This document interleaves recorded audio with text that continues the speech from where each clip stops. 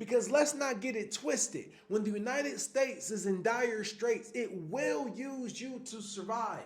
It will eat you to survive. And the only way to make sure you're not the one on the plate is to set yourself up ahead of time, insulated on your own system before they come looking for a meal. You're probably thinking, well, that's great, Brandon, but I don't know how to build my own system. I didn't go to school. I'm way too busy to keep up. And Brandon says that's fair. But here's the beautiful part. You don't even have to figure it out from scratch. Remember, the money trickles down. Countries, big companies, then us. That means the blueprint's already been drawn. We just watch who's doing it the best at the biggest scale and shrink it down to the individual level.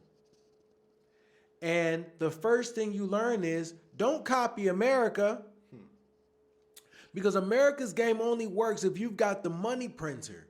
And you think of it like a credit card. If you max out your credit card, you've got to cut back your spending, you've got to go on a budget. But the US, it maxed out its $40 trillion debt. Instead of cutting back, it will simply raise the limits, and simply it did it again this year. We're now at $41 trillion.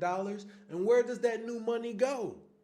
Into assets, stocks, real estate, art. The richest 1% own half the stocks, and the top 10% own 93% of the assets. So when they print money and inflation goes up, everything goes up too.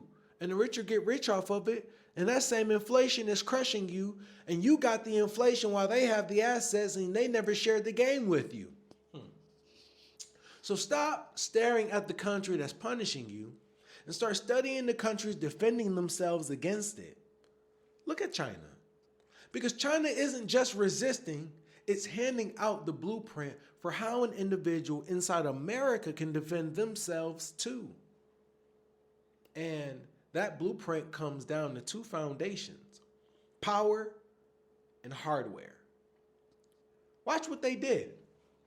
In 2025 alone, China added 8 times more power than the United States, a $500 billion energy build out in a single year. They now generate more than double the electricity we do in chips. When the US cut them off from premium ones, they did not cry about it. They built their own.